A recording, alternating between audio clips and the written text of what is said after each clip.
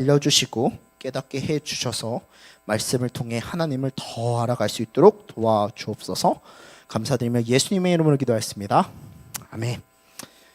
오늘 하나님께서 우리에게 주시는 생명의 말씀은 요한복음 21장 15절부터 19절 말씀입니다. 요한복음 21장 15절부터 19절까지 말씀입니다. 요한복음 21장 15절부터 19절까지 말씀입니다. 다 찾으신 줄 알고 우리 한 절씩 교독하겠습니다. 제가 먼저 읽겠습니다. 그들이 조반 먹은 후에 예수님께서 시몬 베드로에게 이르시되 요한의 아들 시몬아 내가 이 사람들보다 나를 더 사랑하느냐 하시니 이르되 주님 그러하나이다. 내가 주님을 사랑하는 줄 주님께서 아시나이다. 이르시되 내 어린 양을 먹이라 하시고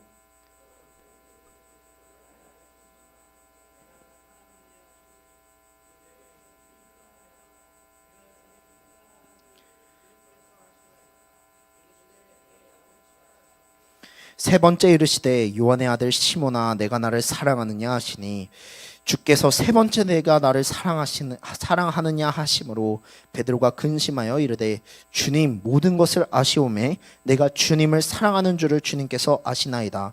예수님께서 이르시되 내 양을 먹이라.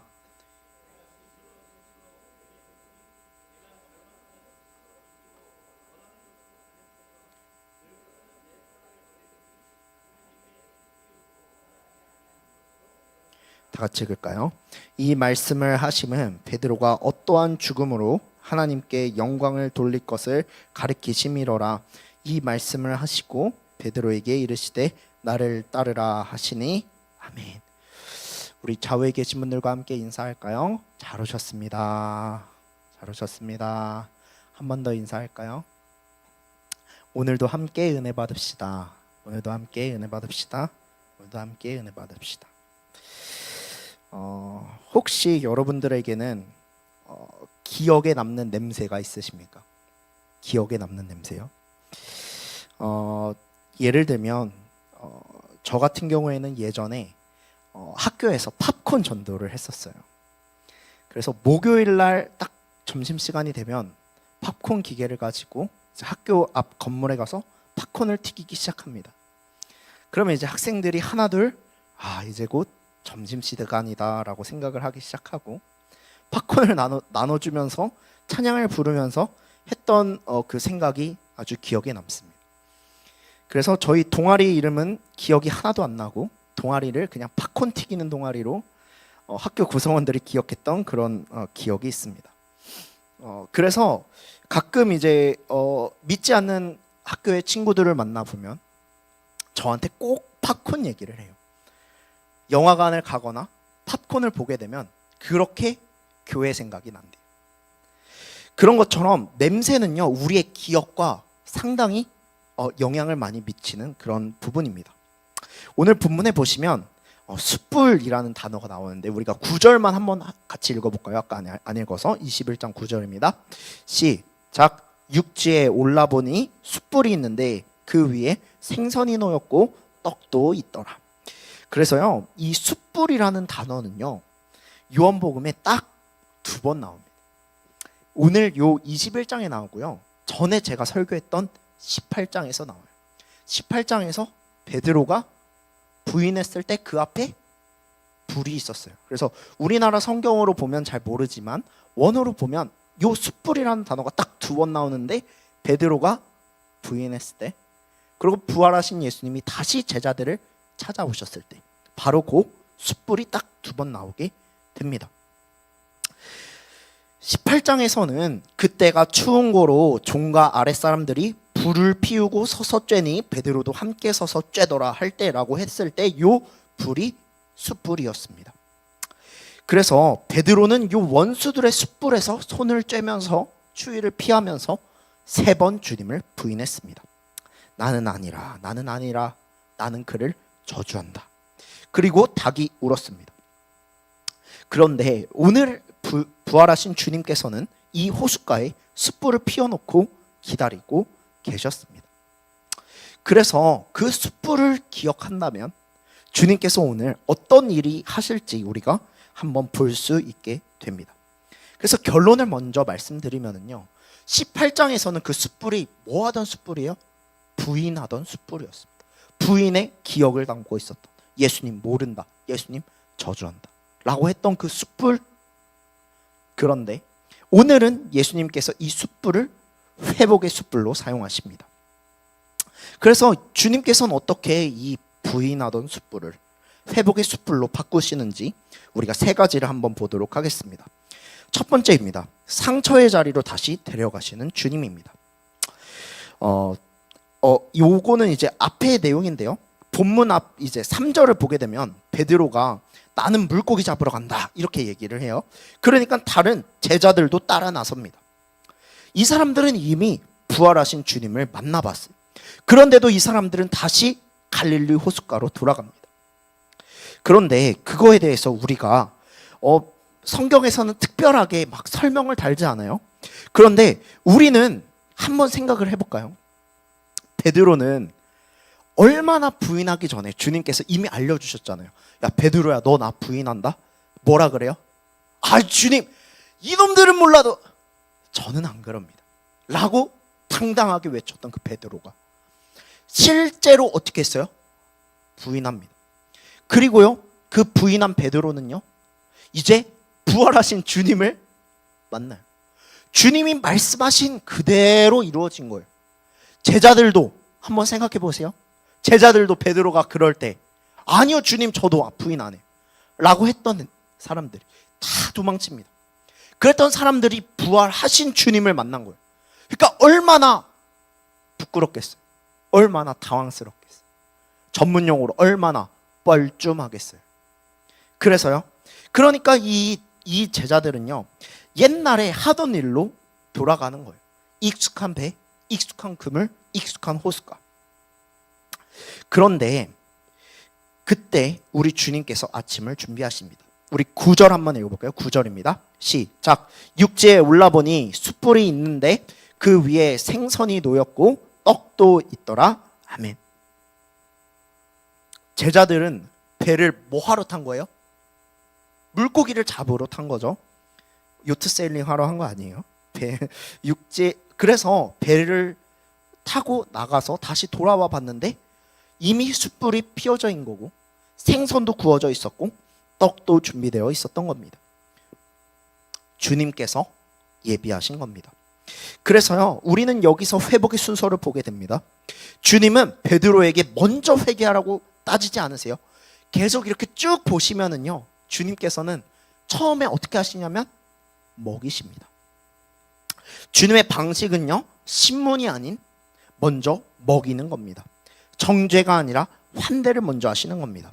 이 부분은요, 누가복음 15장에 보면 탕자의 비유에서 아주 잘 나오게 됩니다. 아들이 아버지의 재산을 다 탕진하고 돌아왔을 때 아버지의 반응은 뭐예요? 설교예요? 훈계예요? 야 이놈아, 너 나가라. 너 이미 내가 재산 다 줬으니까 너 필요 없다. 아닙니다. 방법은 환대고 잔치를 열어주는 거였습니다. 주님은요, 이런 무너진 사람을 일으키실 때 먼저 먹이셨습니다. 그런데 왜 하필 숯불을 피우셨을까요? 그런데 이 숯불을 통해서 베드로는 뭔 생각이 들었겠냐면 바로 그 대제사장의 뜰에서 했었던 그 원수들 틈에서 예수님을 부인하기 위해서 불을 쬐던 그 자기의 모습이 아마 생각났을 것 같습니다. 주님은요, 일부러 그 냄새를 다시 맡게 하십니다. 그래서요, 주님께서 하시는 상처의 회복의 방법은요, 그 상처를요 그냥 무작정 덮는 게 아니라 상처를 먼저 보게 하시는 거예요. 어떤 상처가 있는지, 뭐가 문제인 건지, 그리고 그 자리로 돌아가게 하신 다음 주님께서는 그 베드로의 가장 아픈 흑역사인 그 상처를 다시 보게 하십니다. 그리고 회복시키기 위해서 주님께서는 그 골마 터진 상처를 보시고 이제 만지시기 시작하십니다. 그래서요, 첫 번째로 우리가 한번 본문을 통해 생각해 볼 부분은 뭐냐면요, 우리 가운데 혹시나 신앙생활이 뭔가 힘든 상처나 흑역사가 있으면 신앙생활이 굉장히 방해가 됩니다. 하나님은 인격적이시기 때문에 우리 마음에 상처가 있고 우리가 심리적으로 정신적으로 힘든 일이 있다면 주님께서는 우리와 교제하는 것 또한 잠깐 멈추십니다. 그렇기 때문에요, 우리가 한번 혹여나 우리의 신앙생활을 하는 데 있어서 어려운 일이 있다면 우리의 정말 심리적이나 마음적으로나 아니면 힘든 일이 있다면 그거를 주님 앞에서 한번 볼 필요가 있습니다. 주님은요, 그것을 통해서 우리를 회복시키려고 하시기 때문입니다. 그리고요, 가장 중요한 건 뭐냐면요, 그 회복의 식탁은요, 우리가 준비하는 게 아닙니다. 아무리 열심히 하루 종일 배를 타고 물고기를 잡아도 결국에 그 식탁을 준비하시는 분은 주님이십니다. 그렇기 때문에 우리는요, 그저 뭐 하면 돼요? 그냥 주님 앞에 나아가서 우리의 상처를 솔직히 바라보기만 하면 됩니다. 두 번째입니다. 그래서요, 이번에 예수님이 베드로에게 몇 번 물어보시는지 한번 보세요. 15절입니다. 15절 시작. 그들이 조반 먹은 후에 요한의 아들 시몬아, 내가 이 사람들보다 나를 더 사랑하느냐?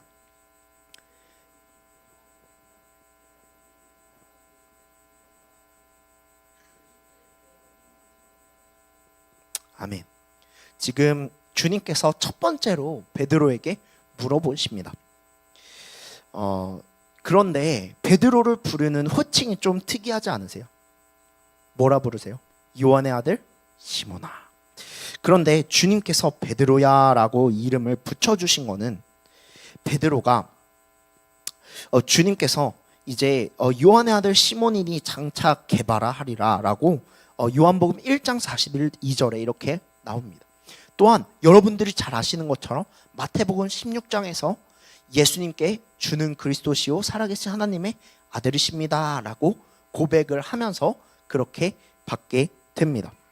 그런데 주님은 그 이름으로 부르지 않으십니다.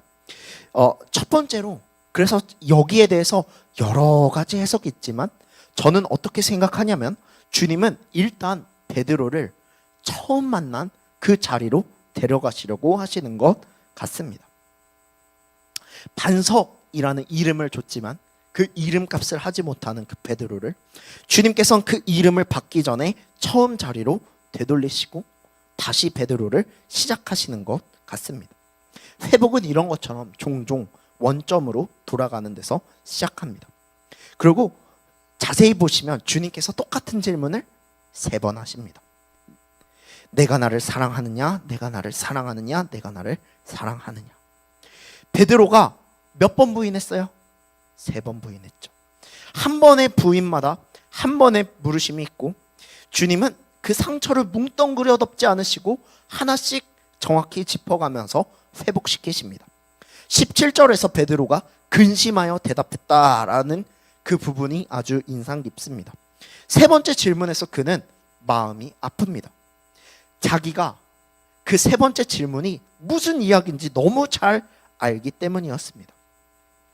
치료에는 아픔이 따릅니다. 그러나 그 아픔은 상처를 다시 내는 아픔이 아닌 아픔을 악물게 하는 아픔입니다. 주님은 베드로가 아파할 것을 아시면서도 3번 물어보셨고 그러면서 덮고 지나가면 편했겠지만 그러면 낫지 않았을 것이기 때문에 주님께서는 그 상처를 다시 드러내시게 합니다. 주님은요, 여기서 그런데 하셨던 질문들을 잘 생각해 보시면은요, 오히려 상식적이면은요, 우리가 인간 대 인간이면은요, 베드로는 부인한 거고 주님을 배신한 거예요.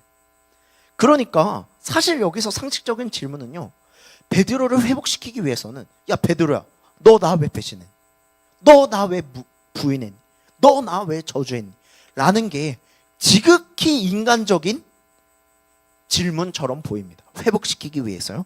그런데요, 주님은요, 딱 하나만 물어보세요. 내가 나를 사랑하느냐? 주님의 복음의 회복 방식은요, 뭐냐면은요, 바로 사랑을 회복하는 방법입니다.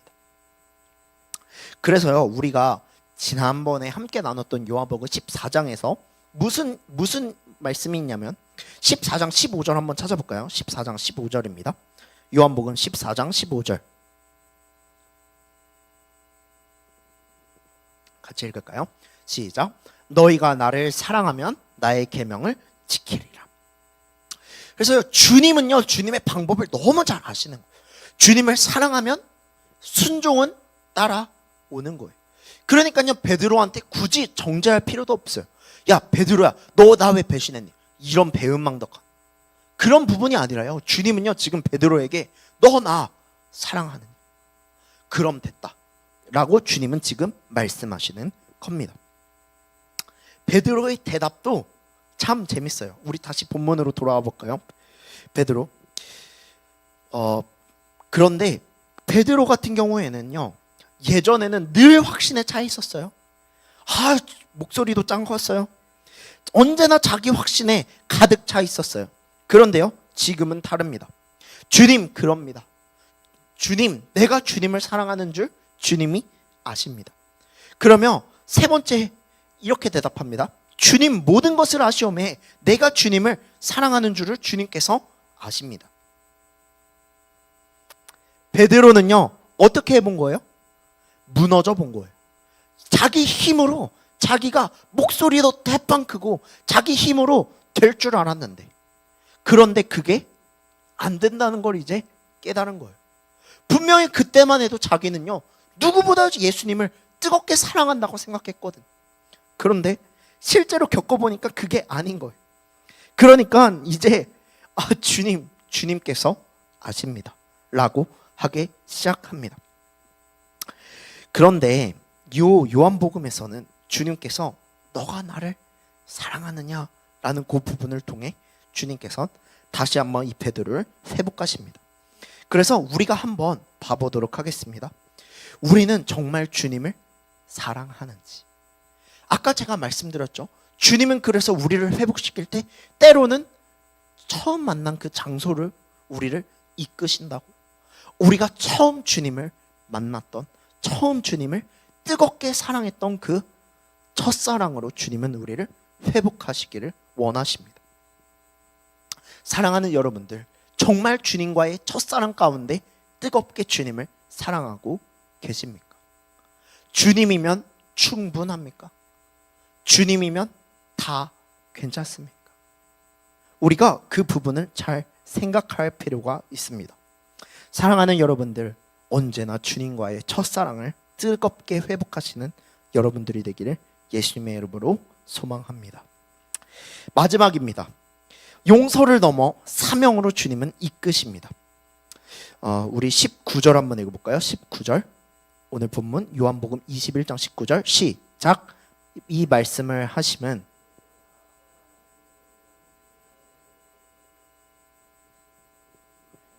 하시고 베드로에게 이르시되 나를 따르라.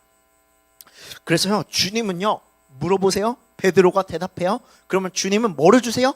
사명을 주시다. 내 양을 먹이라. 내 양을 치라. 내 양을 먹이라.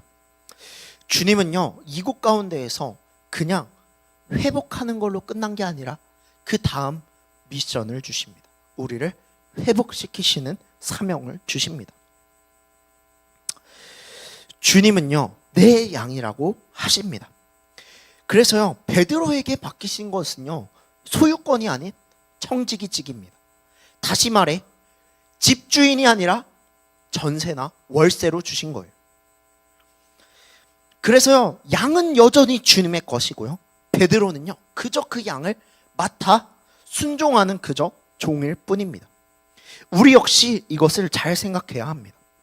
이 교회든 가정이든 직장이든 그 모든 것이 우리의 것이 아닙니다. 그건 역시 다 누구의 거예요? 주님의 것입니다. 우리는 잠시 맡아두는 겁니다. 사랑하는 여러분들, 그래서 언제나 다 주님 것이라고 생각하고 주님의 말씀에, 주님의 나라를 위해 합당하게 쓰임받을 수 있는 우리가 되기를 예수님의 이름으로 소망합니다. 그래서요, 주님께서는요 마지막에 뭐라 그러시냐면 나를 따르라. 이거요 언제 하신 거예요? 베드로 처음 봤을 때 나를 따르라 하신 그 부분을 주님께서 다시 회복시키시는 겁니다. 베드로는요, 예수님을 배신하고요, 예수님을 부인하고요, 예수님을 저주했어요. 그럼에도 불구하고 주님께서 부르신 그 부르심은요, 취소되지 않습니다. 그것을 우리는 기억해야 합니다. 진짜 죄였고 가볍지 않은 그 무거운 죄 속에서도 주님은 여전히도 그 넘어졌어도 다시 일으키시는 게 바로 주님의 방법입니다.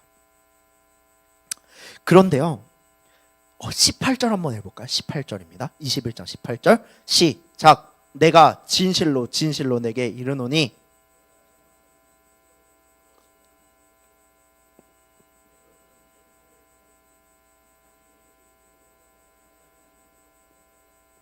아멘.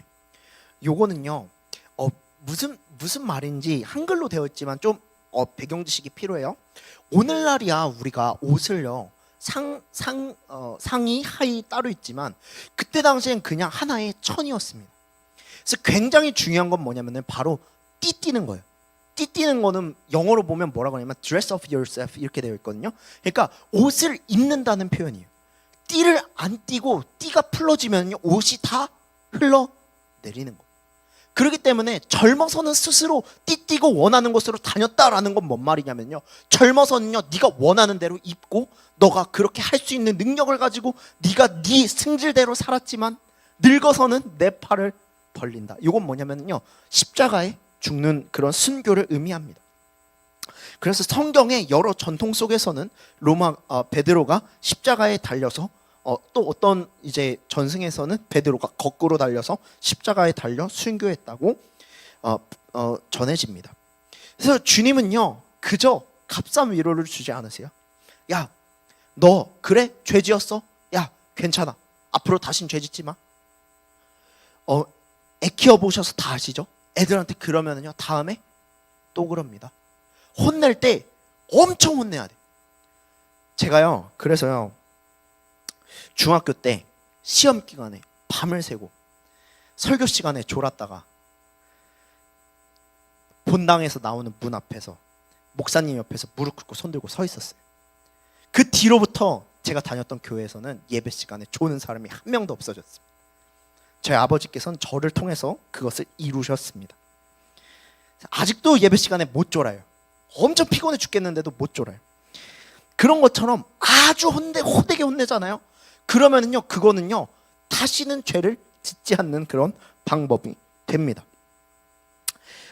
사랑하는 여러분들, 그래서요 주님은요 그래서 이런 충격을 통해서라도 베드로를 변화시키고 싶으신 겁니다. 사랑하는 여러분들, 그래서요 우리가 한번 기억해야 될 것은 뭐냐면요, 우리 역시 주님께서 우리에게 맡기신 청지기 사역이라는 것을 기억해야 합니다. 우리가 돈 버는 이유는 뭐예요? 다 하나님 나라를 위해서입니다.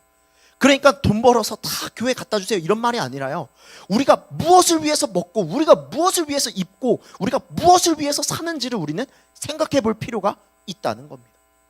사랑하는 여러분들, 그렇기 때문에 우리의 삶의 목적이 주님을 위한 목적이라는 것을 기억하시기 바랍니다.